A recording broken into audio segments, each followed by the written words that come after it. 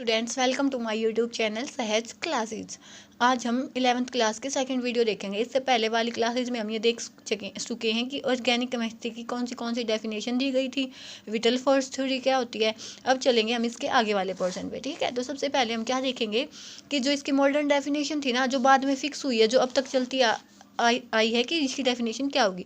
तो क्या बोलेंगे हम, organic chemistry is the chemistry of carbon compound containing hydrogen and one और more additional element like oxygen, nitrogen, sulphur, halogens and phosphorus भी हो सकता है।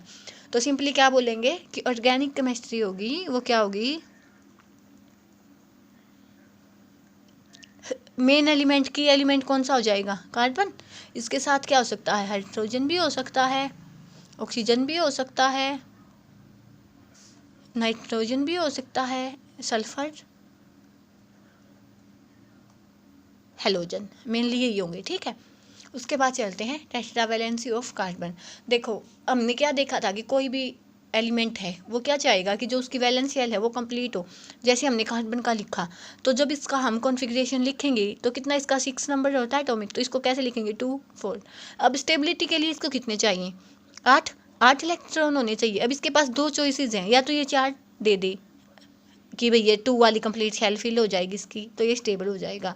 या तो सेकंड केस है कि ये 4 ले ले तो ये 8 हो जाएगा, तो भी ये स्टेबल हो जाएगा। लेकिन है ना, क्या इतने ज़्यादा इलेक्ट्रॉन ना तो लेना ही इतना ईजी है, ना तो देना ही इतना ईजी है। तो ना तो लेना पॉसिबल है ना देना पॉसिबल है। तो इसके लिए ये क्या किया है इसने कि ये इसकी एक एबिलिटी होती है कि ये क्या करेगा, कोवालेंट बॉन्ड बना लेगा। मतलब ना तो ये देगा ना ये लेगा, क्या होगा, सिंपल शेयरिंग होगी किसकी, इलेक्ट्रॉन्स की, ठीक है, शेयरिंग ऑफ इलेक्ट्रॉन्स ये हो जाएगी, ठीक है। तो इसको इसको इसी जो इसकी एबिलिटी होती है ना कार्बन एटम की, इसको हम इसकी क्या बोलते हैं, टेट्रावैलेंसी, जैसे कैटेनेशन भी बोलते हैं। इसी की वजह से जो इसकी कैटेनेशन की एबिलिटी है, कैटेनेशन मतलब एक लंबी चेन बनाने की जो एबिलिटी है वो भी इसकी बहुत ज़्यादा होती है। तो जो टेट्रावैलेंसी क्या हो जाएगी कि all the organic compound containing carbon as essential element, कि जितने भी कंपाउंड होते हैं ना जिनमें कार्बन एक एसेंशियल एलिमेंट होती है। तो the nature of chemical bonding in organic compound is always covalent, covalent ही होगा क्योंकि इसको कितने इलेक्ट्रॉन चाहिए हैं, 4 चाहिए हैं। तो ना तो वो दे सकता है इतने ईजिली, ना इतने ज़्यादा इलेक्ट्रॉन ईजिली ले सकता है। तो इससे ज़्यादा इससे अच्छा इसको क्या लगेगा कि एक कोवेलेंट बॉन्ड बना ले जिसमें ना इसको देने पड़े ना इसको लेने पड़े, बस क्या हो जाएगी, आपस में शेयरिंग हो जाएगी। इसके एग्जांपल भी देख सकते हैं हम, ठीक है। जैसे ये मीथेन हो गया, ये आपको 10th क्लास में भी पढ़ा होगा आपने, इसका एक नोमेनक्लेचर, ये मीथेन, इथेन, प्रोपेन, ये क्या होते हैं, ये हो गया। लेकिन जब हम इसको इसके जो H एटम है उनको Cl से बदल देंगे तो क्या हो जाएगा, कार्बन टेट्राक्लोराइड। ऐसे ही जब हम 2 मॉलिक्यूल मीथेन के 2 मॉलिक्यूल जोड़ देंगे तो एक H हट जाएगा, इसके बजाय एक बॉन्ड बन जाएगा, उसकी वैलेंसी कंप्लीट हो जाएगी, ठीक है। तो कार्बन की वैलेंसी कितनी होती है, 4। तो इसको हम क्या बोलते हैं, इथेन। अब देखो इतना तो हो गया था, लेकिन ये किसी को ये नहीं पता था कि जो ये H एटम है ना, ये क्या है, प्लानट है या नॉन प्लानट है। मतलब क्या कि वो एक प्लेन में है या तो अलग प्लेन में है, किसी को ये नहीं पता था, ठीक है। तो उसके बाद एक साइंटिस्ट आए, कौन से साइंटिस्ट, वैन टॉप एंड लेबेल। इन्होंने क्या बताया कि जो ये बॉन्ड है ना, जो ये कार्बन के जो या H एटम के जो बॉन्ड है या कोई और कार्बन एटम ले ले, उसके जो बॉन्ड है वो क्या होंगे कि जो उसमें से है ना 2 बॉन्ड तो क्या होंगे, इन प्लेन होंगे। एक क्या होगा, अबव साइड होगा, एक क्या होगा, बैक साइड होगा। जैसे एक वो होती है ना अपनी एक टेट्राहेड्रन होती है, उसकी शेप में इसको ऐसे दिया उन्होंने। और जो इसके बीच का एंगल होगा वो कितना होगा, 109 होगा, ठीक है। जो इसका एंगल होगा 109, तो जो इसकी शेप है ना उसको हम क्या बोलते हैं, टेट्राहेड्रल, ठीक है। जैसे मैंने ये लिख दिया यहाँ पे मीथेन, सिंपली लिखेंगे तो हम ऐसे ही लिख देंगे, लेकिन जो एग्जैक्ट इसकी जो वो होती है ना, इसकी जो शेप होती है उसको हम कैसे लिखेंगे, जैसे ऐसे यहाँ पे लिख दिया कि कोई से भी 2 H तो प्लेन में हो गए, एक जो ये H है जो आगे की साइड होगा, एक जो ये H होगा जो पीछे की साइड होगा। तो जो इसकी एग्जैक्ट शेप होगी वो इस सबसे पहले जो ये वेंट ऑफ थे ना, इन्होंने ही दी थी इसकी ये जो शेप दी थी, इसके लिए इनको नोबेल प्राइज़ भी मिला बाद में, ठीक है। अब चलते हैं जो ऑर्गेनिक कंपाउंड होते हैं ना, इनके क्लासिफिकेशन कौन से हो सकते हैं। तो इसके क्लासिफिकेशन पे चलते हैं अब हम। तो सबसे पहले क्लासिफिकेशन में क्या क्या देखेंगे हम कि ओपन चेन हो सकता है, कि मतलब एक कंप्लीट चेन हो। उसके बाद क्या होगा कि साइक्लिक हो सकता है, या क्लोज बोल दे जिसको हम, कि जो चेन ना हो के क्या हो, क्लोज हो। आगे क्लोज में भी 2 टाइप के हो सकते हैं, होमोसाइक्लिक, हेटेरोसाइक्लिक। होमोसाइक्लिक में क्या होगा कि जब सेम टाइप के एटम होंगे उसमें भी 2 चीज़ हो सकती है कि या तो वो एलिसाइक्लिक हो या तो एरोमेटिक हो। एलिसाइक्लिक का मतलब क्या हो जाएगा, एसाइक्लिक, एलिसाइक्लिक दोनों अलग अलग चीज़ें हैं। एसाइक्लिक का मतलब जिसमें साइकिल नहीं बना होगा, मतलब कोई भी रिंग नहीं होगी। एलिसाइक्लिक का मतलब क्या है कि उसमें रिंग तो बनी हुई होगी लेकिन कोई डबल बॉन्ड नहीं होगा। जब डबल बॉन्ड होंगे मतलब ओड, ये आपको पता है एरोमेटिक किसको बोलते हैं, जिसमें odd number of double bond हो तो इसको हम क्या बोलेंगे, एरोमेटिक बोलेंगे। उसमें भी दो केस हो सकते हैं, एक तो या तो बेंजीन बनी हो, एक नॉन बेंजीनोइड, जो बेंजोई मतलब बेंजीन सिस्टम ना हो लेकिन एरोमेटिक हो। ऐसे ही हेटेरोसाइक्लिक में क्या हो जाएगा, होमोसाइक्लिक में सेम टाइप के एटम थे लेकिन हेटेरोसाइक्लिक में क्या होगा कि एक एटम को बदल के, एक या एक से ज़्यादा एटम को बदल दे, उसमें कोई हेलोजन लगा दे हम। उसमें भी दो केस हो गए, एक तो एलिसाइक्लिक मतलब जो जिसमें कोई डबल बॉन्ड नहीं होगा, एक क्या होगा एरोमेटिक जिसमें क्या होगा डबल बॉन्ड्स होंगे। तो ये हो गया जो क्लासिफिकेशन है अपना ऑर्गेनिक कंपाउंड का। अब इनको बाय एक का डिस्कशन करते हैं, ठीक है। सबसे पहले क्या था, एसाइक्लिक।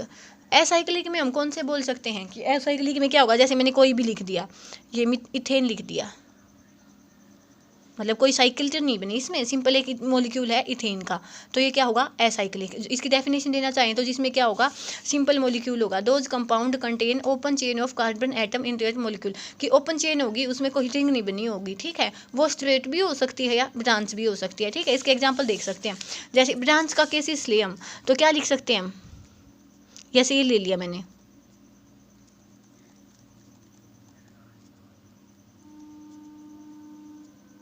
ये तो क्या बोलेंगे इसको हम कि सिंपल क्या है, ये ब्यूटेन है, इथेन ब्यूटेन चार, तो क्या हो जाएगा ये ब्यूटेन है। लेकिन अब इन्हीं में से एक को हटा के मैं, मान लिया मैं इसको हटा के इसके इस पे लगा दूं, इस एच की बजाय इसको यहाँ पे लगा दूं, कैसे, ये यहाँ पे लगा दिया, हाँ ये हो जाएगा। तो इसको हम क्या बोलेंगे, एन ब्यूटेन, मतलब आइसोब्यूटेन, सॉरी आइसोब्यूटेन। मतलब क्या होगा कि एक ब्रांच हो, लेकिन ऐसे ही जब हम दो लगा देंगे तो उसको क्या बोलेंगे हम, नियोपेंटेन। जैसे इस पे यहाँ पे दो लगा दिया मैंने तो कितनी कार्बन होगी, 1 2 3 4 5 हो गई, तो क्या बोलेंगे उसको पेंट।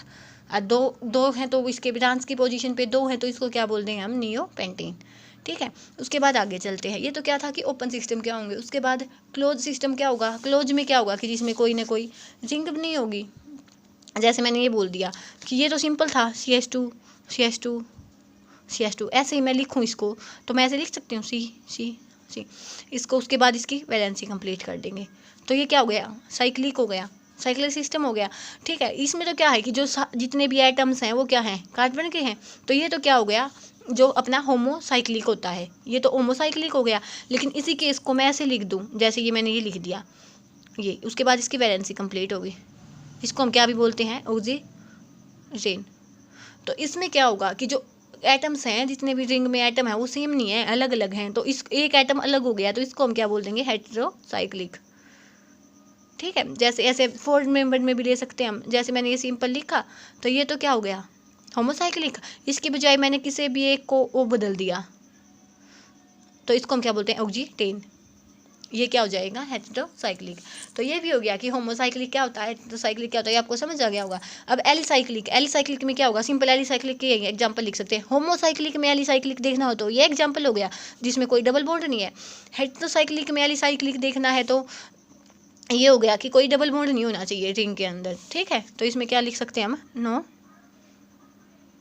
Double bond. इसमें क्या होगा, odd number of double bond, या साथ में लोन पेयर भी काउंट होंगे। यहाँ पे एरोमेटिक में देखेंगे तो एक तो क्या हो जाएगा, बेंजीन का केस हो जाएगा, एक नॉन बेंजीनोइड। बेंजीन मतलब ये होता है बेंजीन, इसमें ऐसे। तो ये तो क्या हो गया कि होमोसाइक्लिक है, सेम टाइप के एटम है। साथ में क्या होगा कि इसमें जो odd number of double bond भी हैं, तो ये तो क्या हो गया, एरोमेटिक, जिसको हम क्या बोल सकते हैं, बेंजीनोइड सिस्टम बोल सकते हैं। अब इसके साथ ही मैं लिखना चाहूँ, मैंने मान लिया मैंने ये लिख लिया, ये जैसे ये होता है, ये 5 मेंबर्ड कोई रिंग ले ली। वैसे तो इस पर 2 डबल बॉन्ड दिखेंगे, लेकिन जो इसके लोन पेयर्स हैं वो भी तो इसके कंजुगेशन में जा सकते हैं। इसकी वजह से जो इसमें जो टोटल इलेक्ट्रॉन्स होंगे वो कितने होंगे, 4n + 2π, ठीक है। जो इसमें 4n होते हैं, मतलब जो n कितने होते हैं, नंबर ऑफ इलेक्ट्रॉन्स होते हैं, 4n का मल्टीपल हो तो वो तो क्या होता है, एंटी एरोमेटिक। जो 4n + 2 होता है वो क्या होता है, एरोमेटिक। तो यहाँ पे कितना हो जाएगा, 4n + 2, तो इसको भी हम क्या बोल सकते हैं, एरोमेटिक तो है लेकिन क्या है, नॉन बेंजीनोइड है, ठीक है।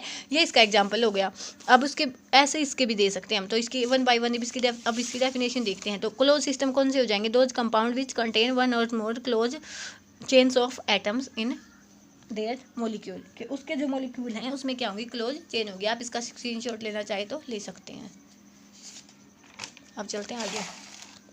अब दो चीज़ पढ़ी थी हमने, होमोसाइक्लिक हेटेरोसाइक्लिक। होमोसाइक्लिक में क्या देखा था, जिसमें सेम टाइप ऑफ एटम्स होंगे, these compound contain things which are made up of only one kind of atom, मतलब एक ही काइंड के एटम्स होंगे उसमें भी आगे दो पढ़ा था, एलिसाइक्लिक पढ़ा था और एरोमेटिक पढ़ा था। एलिसाइक्लिक में क्या देखा था कि एटम्स तो सेम होंगे, तो होमोसाइक्लिक देख लिया हमने। इसमें क्या था एलिसाइक्लिक में कि कोई भी डबल बॉन्ड नहीं होगा, कोई भी डबल बॉन्ड नहीं होगा। तो ये जैसे इसका एग्जांपल होगा cyclopropane carboxylic compound which resemble aliphatic compound, कोई डबल बॉन्ड नहीं हुआ, बस सिंपल रिंग बनी है। तो जो एलिफेटिक किसको बोलते हैं, जो सिंगल चेन होती हैं, सिंपल ओपन चेन होती है, तो उनके जैसे इसकी कुछ ना कुछ प्रॉपर्टी मिलेंगी उनके जैसी। तो इसको लिए हम इनको क्या बोलते देते हैं कि जो इनकी प्रॉपर्टी होगी वो उनके जैसी होगी जो एलिफेटिक कंपाउंड्स की होती है, उनको हम क्या बोलेंगे, एलिसाइक्लिक। लेकिन एरोमेटिक हो जाएगा, एरोमेटिक में क्या हो जाएगा कि जो साइक्लिक अनसेचुरेटेड का मतलब क्या होगा, जिसमें डबल बॉन्ड होंगे। उसमें भी दो केसेस हो गए, बेंजेनोइड और नॉन बेंजेनोइड। बेंजेनोइड किसको बोलेंगे हम, ऑर्गेनिक कंपाउंड कंटेनिंग वन और मोर fused rings are called benzenoid. जिसमें क्या होगा, कंपाउंड्स होंगे जिसमें क्या होगा कि बेंजीन रिंग भी हो और साथ में क्या हो, एरोमेटिक भी हो, मतलब odd number of double bonds भी हो। तो सबसे पहले एक साइक्लिक ले सकते हैं, तो ये बेंजीन हो गया, ये क्या हो गया अपना टोल्यून हो गया। ऐसे ही ये देखेंगे तो हम बाईसाइक्लिक हो गया, मतलब दो हो गया, इसको हम क्या बोलेंगे, नेप्थलीन। इसके आप डबल बॉन्ड भी देखना चाहिए तो देख सकते हैं, 1 2 3 4 5 ओड है, तो ये क्या हो गया, एटोमेटिक है। ऐसे ट्राईसाइक्लिक में तो होता है, ये तो है एंथ्रासीन, ये होता है फिनेंथ्रीन। इसमें भी देखेंगे डबल बॉन्ड तो 1 2 3 4 5 6 7 ओड है। ऐसे ही यहाँ पे देखेंगे तो 1 2 3 4 5 6 7 ओड है, तो ये क्या हो गई, एरोमेटिक।